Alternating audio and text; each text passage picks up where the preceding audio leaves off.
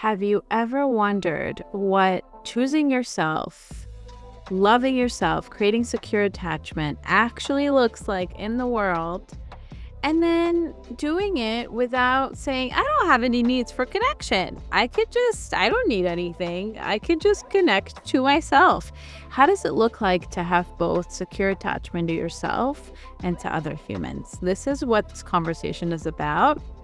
Dr. Rachel is absolutely brilliant. I love her insights from working with a lot of couples and many women.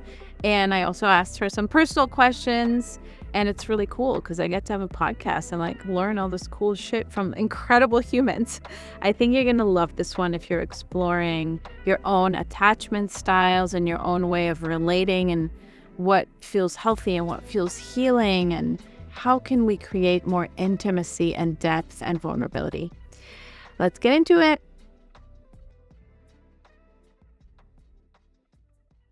Hi, Rachel. Thank you for being here. Thank you, Marina. Good to be here with you. I think my first question is for people who have had tricky blueprints and templates for women, because you work a lot with women, in their childhoods, and they're coming into relationships with that. What usually happens, and how do we unwind this? Yeah, I think what usually happens is a process that women need to devote themselves to and be patient with. But that if they show up fully for, they'll start to experience really rich layers of healing and homecoming. And their lives will begin to change in really powerful, meaningful, exciting, beautiful ways. And they'll be more able to create more of what they want and less of what they just subconsciously believe they get to have because of their childhood imprinting. So they tend to come into more agency, awareness, healthier decision making. And at first, if they're kind of just discovering that what's happening now is a reflection and remnant of what happened then, it's an awakening of sorts that can be really exciting, and it's an expansive moment or season, and it can be destabilizing or painful or, because often what's required is some degree of grieving and meeting the trauma and experiencing some degree of emotional pain. But ultimately makes for a more rich experience of themselves, greater capacity for intimacy. I mean, what comes when women start to tend to their hearts and their histories is, so worthwhile and potential for so much transformation. That's beautiful. The word patience. Can you share maybe some of your clients, people you work with? What is their process that you see unfolding and all of that? From the moment they say, oh shit, I have been replaying these different patterns. I'm not happy, or I'm attracting the wrong people for me. Yeah. So if it's someone who's just, it depends, right? Because healing is a life path as far as I'm concerned. And so we will always be, if we're choosing to live awake and aware and connected to some pulse of truth, then we're always going to be encountering new layers of learning, new layers of depth, of what limits us from deeper intimacy with ourselves and other people. So,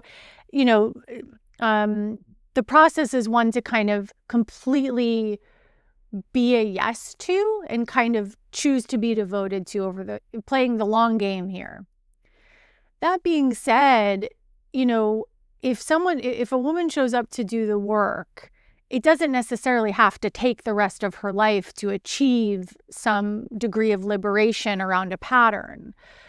But I do think that what is required is a willingness she has to show up for the work and for herself, be willing to look at what the patterns is and what's uncomfortable about changing it, look at what keeps her safe by staying committed to it, and what she might gain by. So there's a lot of internal processing and kind of insight building, but then also the rubber meets the road in what she chooses to embody and what small kind of micro moments of making the more aligned choice for herself, or setting the boundary, or speaking the need, or revealing the true feeling, or saying no, right, or saying yes, depending on. So it's a multi-layered process, right? That where like behavior changes through kind of the inner work to become more insightful, to become more brave.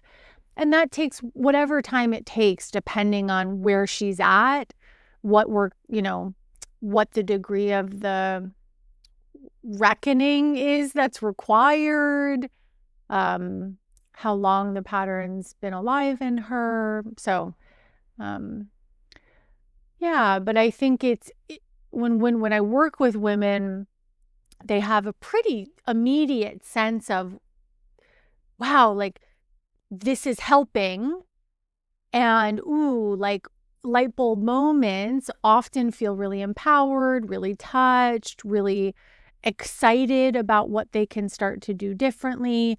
And then the way I work is fairly direct in that I'm like, giving assignments and giving practices and following up on encouraging the women to kind of do the thing in real time in their lives, in their relationships, that's going to be edgy and that's going to be not the status quo of the historical pattern. Mm-hmm. How do we even see our own patterns? I think that's really tricky, because we're in them. They feel very normal and familiar. Like, what is the trajectory of that? It starts with an awareness practice. Like we have to, and that might be through some formal meditation or self-intimacy practice or self-connection in some way. We have to, an authentic relating practice. I mean, there are all kinds of opportunities for us to be willing to see ourselves and to track our experience in real time. And to get better at attuning to what we're feeling, what's happening in our body, what's the impulse, what's the habit, what's the norm.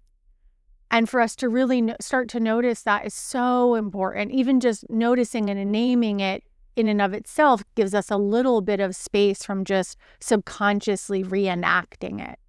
Just this habit that we tell ourselves is who we are is so often just a series of strategies we've learned to keep us safe or give us connection.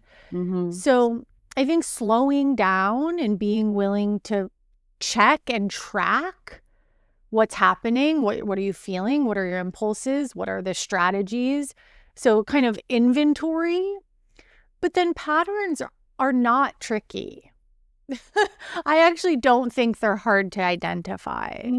They're so obvious for so many of us. A pattern reveals itself in any familiar feeling that you tend to have in a relationship, in your life, and there's some pattern playing out there. Any role that you believe you have to play or is who you are is a pattern. Any kind of dynamic or conflict cycle, when we're ready to do the work, life and our process and our psyche and the wisdom of this healing journey reveals it. So often people will start to, the pattern, if you're not checking it actively enough in real time, right, things will start to happen in your life that you can't at some point help but look at. And ideally, we don't have to go through incredible ongoing hardship or suffering or trauma to be able to see where we're contributing. But sometimes we do. Sometimes if we're not kind of ahead of it in the way I'm describing, we can cultivate practice around. If a woman is noticing she's attracting, let's say, the same man again and again in different, different ways, right, or she feels the same kind of sense in relational dynamics again and again, how, like, where would you tell her to start? Yeah, I think when there's a kind of recurring pattern of this is how I tend to feel or this is who I tend to attract, the most it's kind of twofold. It's one, we have to really understand and honor where the root lives and what the unconscious imprint is. So kind of shedding the light of awareness on the deep part of her that believes this is how it goes for her, this is who she gets to be with, and this is how it feels. Because that's the imprint, right? So we have to kind of look at what the inner child needs, or what still needs to be grieved or rewritten or reworked, or what needs might still be lingering for her from her childhood, that then empowers her to show up more conscious. And it's just a series of practices that help her repattern the subconscious imprint at the body, mind, heart level. So that often looks like, as I said, kind of really sitting with desire and vision, and a kind of from a place of, I do work around core self or the secure anchor inside, really starting to find the pathway inside her body for her own deep truth, not her inner child's trauma that's been just running the show. And that practice is a matter of learning to love herself, to choose herself, to reparent, to rework the limiting beliefs that formed around dysfunctional relationships with her family, or unhealthy dynamics that she grew up around, and then from that place starting to take healthy risks in her life, in relationships, in new ways, and being able to, discern safe behavior and say yes to what is aligned with the core secure woman, and not the inner child's wounding, and to start to give herself what the inner child needs and has been looking out there for this whole time. And the more she does that, the more alive she becomes, the more turned on she is, the more magnetic, the more confident, the more stable and secure in herself. And then a byproduct of that is she actually starts to attract she starts to attract the kind of person, man, who starts to mirror what she's already cultivated inside herself. So the caliber of potential partner goes up, and the degree of trauma reenactment goes down. And the opportunity for healing in relationship becomes expanded. I love that. Yeah. There is, this two concepts that I feel like are thrown around so much, which is self-love and choose yourself. And I wonder if you can kind of break it down for us, or even like give very concrete examples of like women who feel that they really want to be chosen and they're not getting chosen. And then I think a lot of times they're told, choose yourself. And what does that mean? What does that look like? Even on a, practical, everyday kind of, what is the practice? Because I know it's not like a overnight shift. Right. So independent of what's happening with anybody else, when it comes to her relationship to herself, there is a kind of like, who is she to herself as her own best lover, as her own best friend, as her own husband? So at a very basic level, we're kind of looking at, how are you tending to your body, your heart, your mind, your home?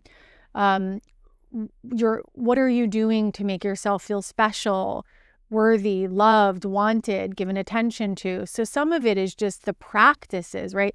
If she's craving intimacy with someone else who's not available to give it to her, and she's completely avoiding it with herself in the quiet moments at home, then he's just a mirror, right? So to choose herself means to cultivate some degree of inner listening, self-intimacy, self-pleasure practice, getting herself flowers, taking good care of her body, wearing clothes that feel good. I mean, whatever it is, going to the gym, taking dance, whatever makes her feel tended to, cared for, loved. And for some women that's kind of radical because they're overgiving or they're completely neglecting themselves. They're not nourishing their temple.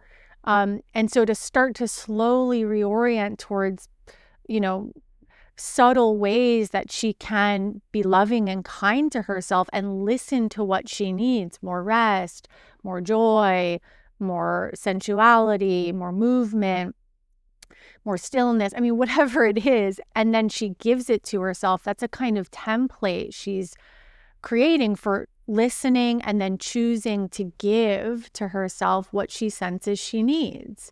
It's very counter to judging herself, criticizing herself, attacking herself, ignoring herself, neglecting herself, right? So there's kind of cultivating a deep, loving relationship to herself that she can trust and rest in. And there's a kind of like, ooh, a woman who loves herself at that level is in her power. And she's much less likely to settle for someone who doesn't honor her. She doesn't, the need to be chosen, of course, we all need to be chosen. It's an attachment need, right? We need to know that the people that are our primary people want us. So to say you shouldn't want to be chosen is not what I would say. The thing for the woman who struggles to choose herself is to connect to her own choice, not just in choosing herself, but in who she's choosing to choose her, kind of a thing. It's not just about, is he choosing me? It's, do I trust myself to choose someone I can trust? Am I connected to my choice? And am I willing to let go of a connection with someone who isn't honoring what I need to feel fully chosen or safe or secure or wanted?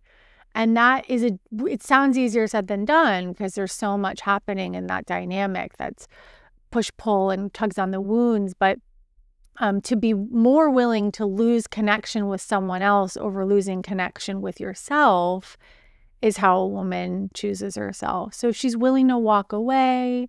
She's willing to say no. She's willing to ask for what she needs. And knowing that that there's a better, like, if this isn't aligning, right? If I'm not being chosen here, I'm still choosing myself, which is awesome. And okay, like I know that then this isn't the thing, right? But and I'll kind of continue to orient towards calling in and allowing myself to receive what is. I love that. I love what you said about, like I put myself first. Yeah. I choose myself. That's beautiful. Mm-hmm. And I'm curious about your story with this. I believe I did a class with you that I really loved a little while ago. Yes. And you shared a bit about your own journey. What has been your journey with this? Yeah, I mean, we teach what we need to learn the most, right? Totally. 100%. Yeah, so I consider myself a humble student of love. And part of my spiritual awakening was accompanied by my trauma healing. And so that process happened for me when I was in a committed partnership at the time with someone who there was a lot of tumult with. And I didn't know that I was unconsciously reenacting my childhood trauma, the trauma of my parents' divorce. I was completely unconscious to what was happening for me in that partnership. And it wasn't until things kind of got pretty bad between us at times that I started to, some wise knowing part of me started to see, like, what's happening here with this person or how I'm showing up here is not, like, this is not who I am. What is going on? Like, who is this version of me that's showing up in this way that is costing me something essential? And so I started to heal. I just started to look at that. And the more I did, the more I discovered how many deep wounds I carried from my childhood in different ways around trusting I was wanted and worthy, and that my needs could be met, that I could have the kind of intimacy that I wanted, that I didn't have to overgive, that I didn't have to be codependent, and or settle. And so it's been a really deep path of healing my relationship to myself, my relationship to my inner child, my relationship to men, which I did in a very concentrated way for a series of years. Not that I'm not still doing it. I'm still connected to my process in different ways.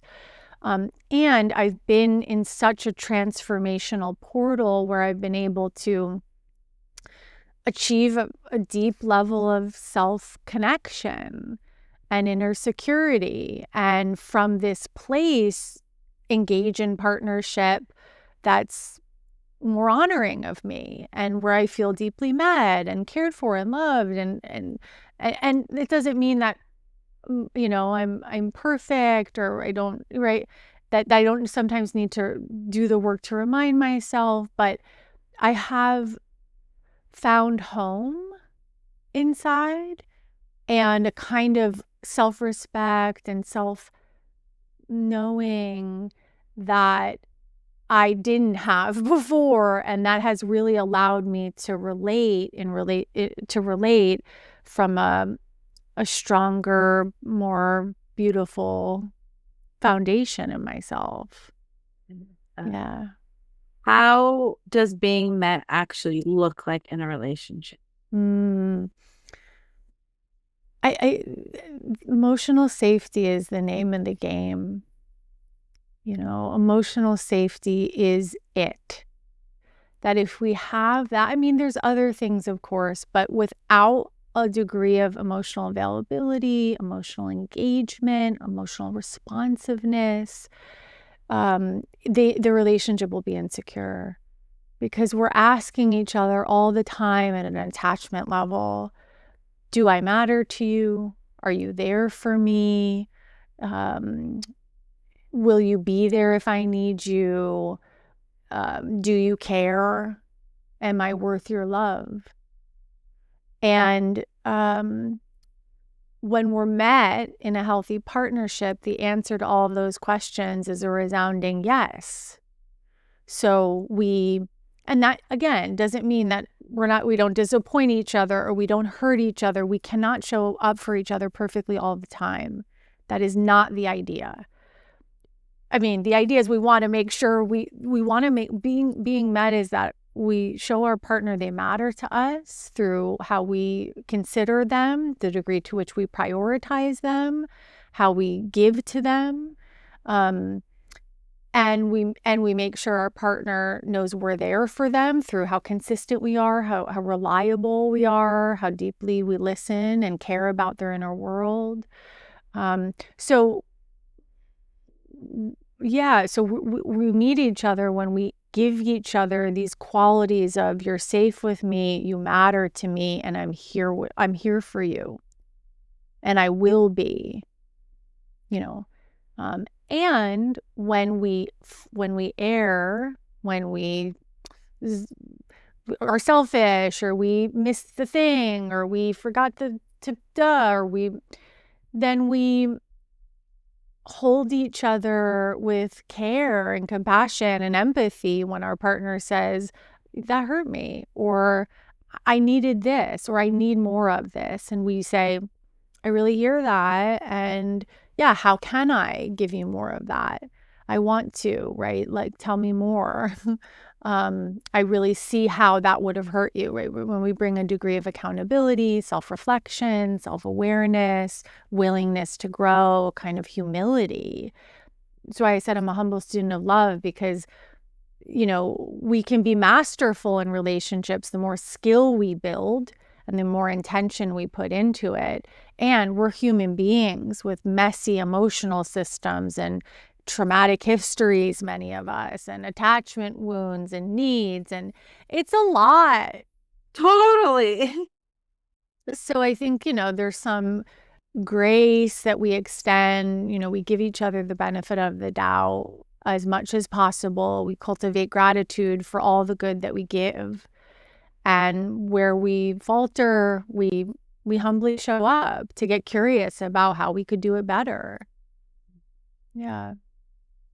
What is secure? So we've talked about secure attachment to self. Yeah. Is there anything you would add to that like any elements that we haven't talked about?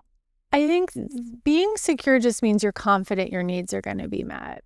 And you're willing to, like, when someone can't meet them in a core way, a secure person sees that and says, cool, like, thanks for the information, and feels confident if it's not here, it'll be somewhere else. So I think the work for a woman who wants to become more secure is to hold this kind of, like, the goalpost is, how confident am I my needs will be met? And a really solid place to begin to create the foundation for, I'm pretty confident. I am wholly confident my needs will be met, at least most of the time, right? And again, we're kind of prioritizing at any given time what needs are core or central. So it's a fluid process, but in an overarching way, we're kind of believing we're worthy, knowing we'll be met. And if we've had traumatic attachment histories where we couldn't be confident our needs would be met because they weren't by our primary caretakers for whatever reason, then the work is in slowly but surely becoming the safe source of meeting our own needs, validating that our needs matter, and that the younger parts of us can be sure and confident that we're going to do the work to make sure that our needs are met. Because we have agency, we have that capacity now, we can choose to take care of ourselves, can ask for our needs to be met with safe people in our lives, right? So it's really doing the work to build the confidence that what we need matters and that the people who we choose to be close to will want to show up to meet us in that, and vice versa, of course, We'll do the same for them. Right. Yeah, I love that simple explanation. How do you said, and that's so true, like, how do we determine what are the core needs, right? Because with another human, that's where it gets more tricky. Right. And another thing I want to say, like, so many of my clients are like, oh, that means, like, I don't need anything from anyone if I'm meeting all of my own needs. Yeah. Think about that. Yeah. I feel like that's an easy message for overgivers to receive from social media. Like, oh, okay, I'll just meet all my own needs and then I don't need anything. Right. Yeah. Yeah, I think, and that's a kind of, it is tricky, right? Sometimes, especially when you're doing this work, the pendulum, if you've overgiven, then the pendulum can kind of swing to, like, well, forget that. I'll just kind of meet my own needs and not expect anything from anyone.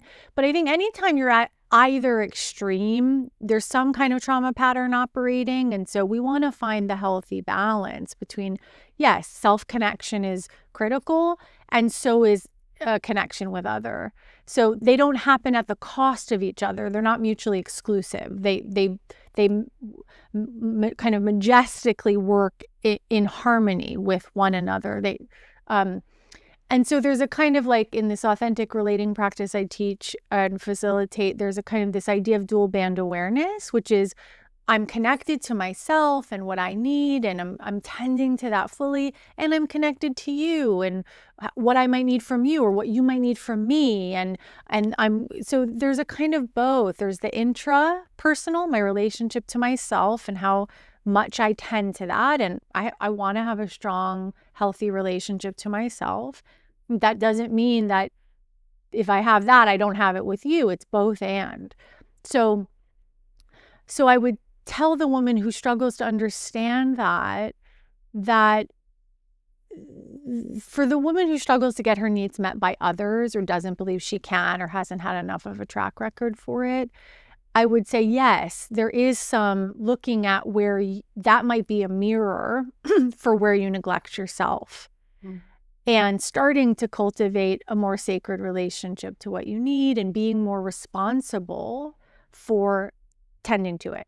Now, often at that level, you'll find I have a need, we all have a need for connection. So if I know that I have a need for connection, what that means is I'm going to seek on my own behalf on behalf of the need, I'm going to seek deepening in relationships with people who are available for connection. And that's where then I invite in the other to meet me in this place. So, and yeah, it's interesting. I mean, I think we all have, if you go to the nonviolent communication website, they used to at least have this, like, the universal human needs. And I love that list. Gorgeous list of all these needs. Like, wow, we have so many needs. So many. And so, yeah, at any given time, it's like, what's mattering the most? And it might be a season. It might be, you're healing this specific imprint from childhood. So you know that it's really about safety, trust, and dependability right now. And then once you start to have that templated in, it becomes about comfort, freedom, and connection, right? It's like, so I think each person, each woman has to feel into for herself, what is the season you're in? And when you really listen inside, and you'll find a kind of unmistakable knowing of what your maybe 3 or 5 core needs are in this moment, in this kind of season of your life. And then I would encourage her to practice and kind of be in devotion to both listening and giving herself that in all the ways that she might, and then kind of creating the opening to receive that from the people around her she's choosing to do this work with.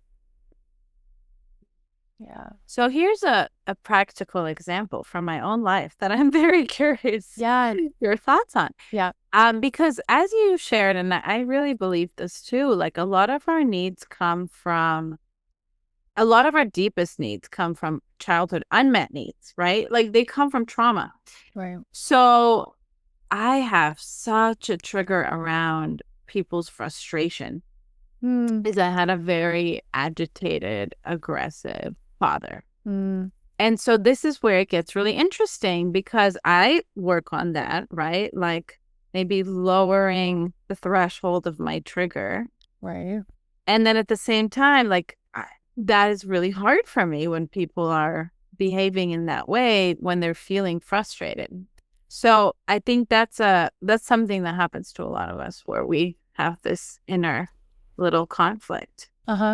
And so the conflict for you, just so I'm fully understanding, is there's a desire to be able to be more with a partner's frustration, or are you saying actually there might, because my sense is to heal the imprint, sure, you want to increase your capacity to hold space for your own experience of frustration or aggravation and someone else's.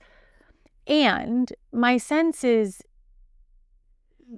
I'm curious about if you're trying to increase your tolerance to be with a partner's aggravation when they're showing up in a way similar to your father, where it's kind of beyond what might be good for you.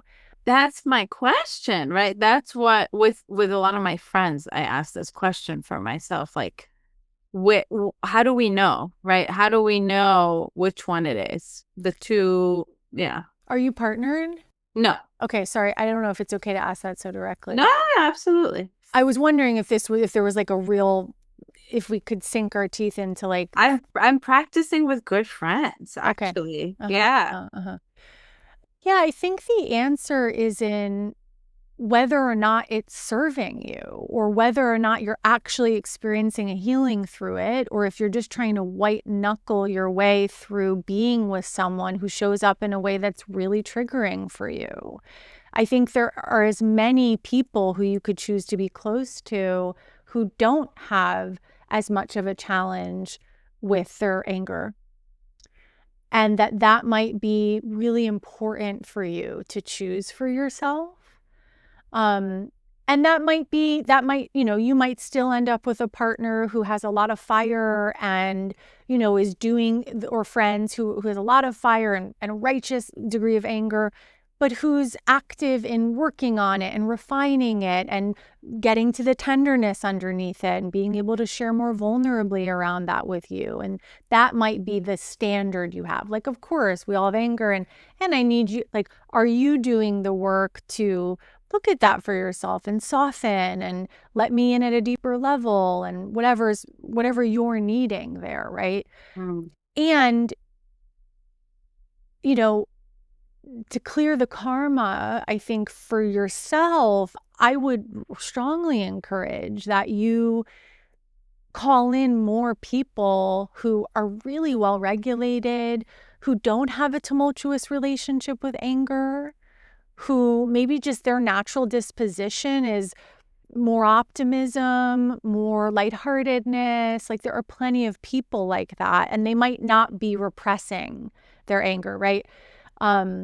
So I'd say it's a balance, but that if you were to choose a partner who had the propensity, it wouldn't just be about you building your capacity to be with it, though I think that's part of it. It would also be your expectation or standard that the partner be working on their capacity to regulate it or to reveal something more vulnerable about it.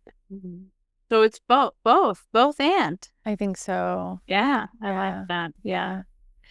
And you talk a lot about like defensiveness or these patterns that happen in a relationship. Let's take a healthy relationship. Okay. What happens when there's a lot of defensiveness, when these like loops happen, these conversations are really challenging. This was my previous marriage that ended.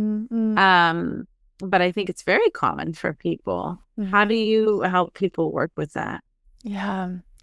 And I'll say that I think in a truly healthy relationship, defensiveness is actually not that big of a problem. That it might come up a little, but usually for a secure functioning partnership, it's fairly easy to kind of, there's not a lot of thick energy around defensiveness. It's usually they're able to really like hear each other and want to hear what they can do differently or better, and what the feedback they're getting resonates, and there's not a lot of that happening. I think in a maybe more insecure dynamic, which is not to say it's wrong or bad. It's just, I think there's kind of how secure is the functioning between the partners. Defensiveness is one sign that there's some insecurity in the connection, or in the person who's showing up for it. And yeah, I mean, I think we have to look at defending against what? What's the fear coming up around receiving your partner's feedback, especially when I work with couples. And for me, as this, pretty neutral observer, I love my role supporting couples because I really feel able to see what's happening between them in a way that they can't see. And often it's quite reasonable what one partner is saying or needing, or that even if they have some degree of their own stuff that's coming up around it, it can seem easy enough for the loving partner to say, oh, like, I hear that for you, you're really struggling, or this feels really hard, and the way I did that or said that kind of hit at that for you, right? It seems easy enough. But when someone has a childhood wound around being wrong, or received a lot of punishment, or carries a lot of shame and fear around being in trouble, or has a fragile sense of self because they weren't confident their needs could be met. They weren't given enough attunement or encouragement to be expressed. Or to be messy, right? It's like, so defensiveness is usually a sign of some shame or fear that's coming up. And what I help couples do in the moment is sort of soften around, why is this hard for you to hear what your partner is saying? Really, why is this hard? What's the fear coming up around if you let it land?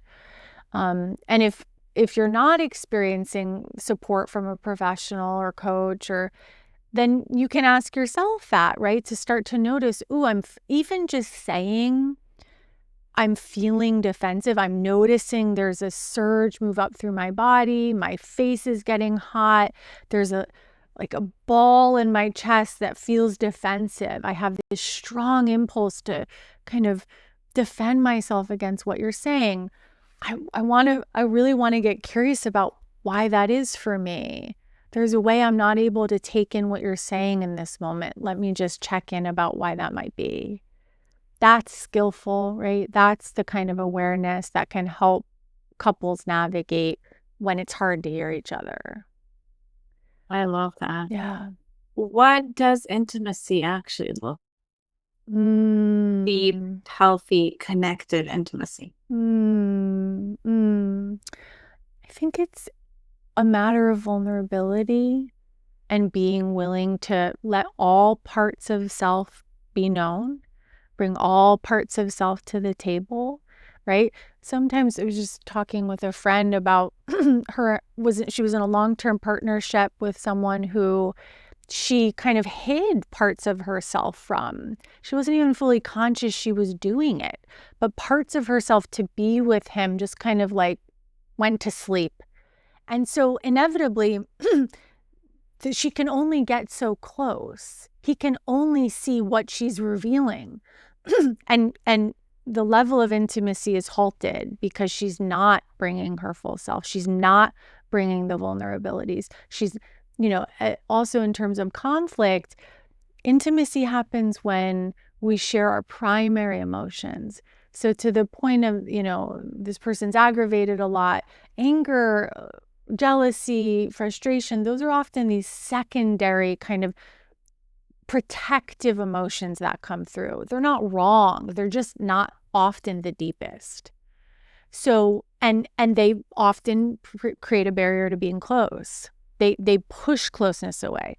So intimacy, when we're really feeling connected and safe with someone and close with someone we're feeling seen and we see them, which means the only way that really happens is we are revealing ourselves to them.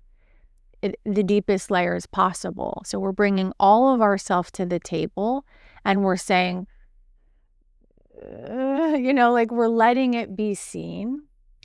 And we're revealing the most tender parts of us.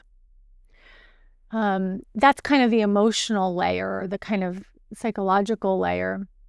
And then there's also intimacy practices. There's sexual intimacy. There's the degree to which we are fully present with each other, that we're fully slowing down to be with each other, undistracted, in real time, eye to eye, breath to breath. And usually from that place, there's a deep sense of joy, comfort, divinity, and turn on can come if you're with a partner. And there's, so intimacy is just how close you are, how close you feel, and how much of yourself is available for closeness. Beautiful. Yeah. This has been a beautiful conversation. I wonder if you want to add anything else about, secure attachment to self and to each other and anything covered. I think I would just say that this is effortful. This takes energy. This is a training ground in some way. Being in relationship is a spiritual path if you're going to do it consciously in an embodied way. And if you have a history of attachment trauma and insecure dynamics and not having what you needed in terms of safety and trust, or knowing you mattered, or that they were going to be there for you, that's not a life sentence. It's an opportunity to devote yourself to practices that will ultimately uplift, enliven, and awaken your life. So I just encourage people to trust that they can learn how to be better in relationship, And if they're willing to show up as they would if they were going to learn a new instrument or a new language or, a new martial art, right? You have to kind of show up and start to practice. Being in a secure attachment to yourself and other people is really no different. And the more you show up for it and put in the work to do the practice, the better you get at it and the easier it is and the more masterful you become. I love that. The skills, just gaining the skills. Yes. And where can people get more of your work and learn these skills with you? Yes. They can find me at theworkwithdrrachel.com. I have a self-paced course for women called Safe to Love that they can check out and enroll in right away and get immediate access. I have an individual coaching program for women called Being Her. And I have a couples coaching container called Secure Together. And they can find all that information on my website and book a consult call with me if they want. And I'm at Hey Dr. Rachel on Instagram too. I love you. So Thank you. Thank you so much. Thank you for your beautiful, pointed, insightful, rich questions and for having me. Yeah, thank you for being here. Yeah.